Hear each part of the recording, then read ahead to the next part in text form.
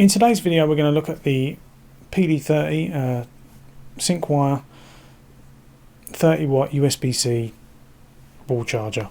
That's a lot of numbers, but it's a fast charging wall charger for your phone or your laptop or something to that effect. So this is probably going to be quite a quick video, but we'll get straight on into the unboxing and we'll see what you get in the box.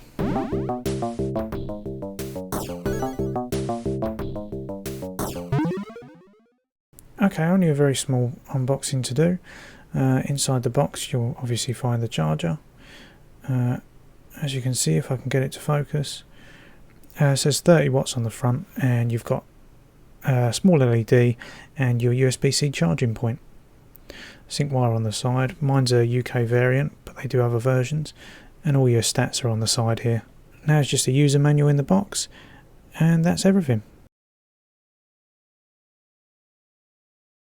So to start with, let's talk about the device itself. On the front of the charger, there's a small LED that shows that the power's onto the device. It doesn't change colour when something's plugged in. It just tells you if power's switched on to the device. It's quite dim, but not in a bad way. I think they've done that so that if you had it in your bedroom it wouldn't be an offensive light, but you can still tell whether the device is on or not, which I think is quite nice actually, and a little bit of thought's gone into that. Please ignore the green and white cable, that's my temperature probe.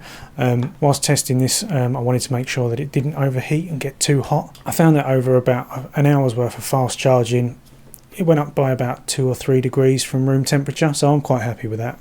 That's a very reasonable temperature change, and nothing to worry about. And that's the most important thing from a safety point of view. The next thing to talk about is a little bit of a plus and minus, depending on how you look at it. So yes, it's a 30 watt charger. Will it charge every device at 30 watts? No, and there's a couple of reasons for that. Firstly, not all devices are rated to take 30 watts of charge. Depending on your device, it may not be rated to take that much charge.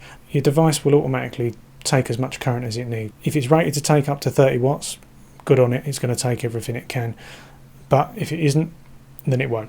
A good example of this is my Samsung phone. As soon as I plugged it in, it realised that there was a lot more current available. It goes into fast charge mode, and it shows that on the screen as soon as you plug it in. The other thing to mention is that 30 watts is only actually applicable over 9 volts. If your device can only charge at 5 volts, it's only going to see a maximum of 15 watts. And if you know your Ohm's law, there's a simple reason for this. But to explain this a little bit better, most older and smaller devices tend to use 5 volt charging standard.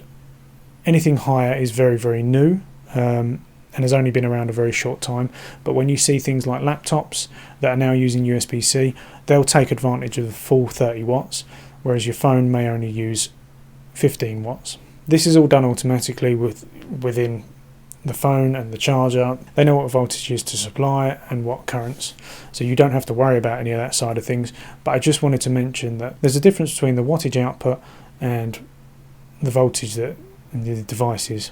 Hopefully that's not got too boring there, but I just wanted to explain the differences there. I've been using the charger for a few days. It worked out perfectly because I got a new work iPhone, which was perfect for testing as well. As you know, new iPhones don't come with a wall charger, so this was ideal for testing. I opened up my new iPhone 11. It comes with a USB-C to lightning cable, which is perfect. I plugged it straight in with about 20% battery, and the way chargers work, they tend to thrash through the first 80% of charging and then they slow down towards the last 20%, and that's to keep the battery in good health. But the range of what I'm saying here won't match exactly all the way up to 100%, but in the first 8 minutes it had gone up 15%, so it was a very fast charge straight up, and within 20 minutes I was up to 60% battery, which you definitely can't complain about. That's a very fast charge in my consideration. So this is an ideal charger for this phone, and I'm glad to have a brand new one that I can test with in its best possible case scenario. I've also tested it with my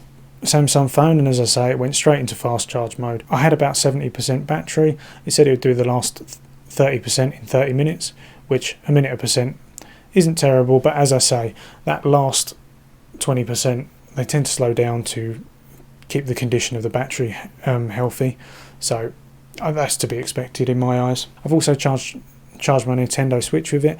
It's very comparable to the brick that comes with it in speed, so I'm very happy overall. This is it's a very usable wall charger. What more can I say? I'm happy with it. I'm going to be using it as my daily driver for my iPhone now. That's perfect for me. If you have any questions about it, feel free to throw them in the comments section. If you liked this video and maybe it helped you out, or perhaps gave you an idea whether you was going to buy this or not, it really helps us out if you hit the like button, and also subscribe to our future videos.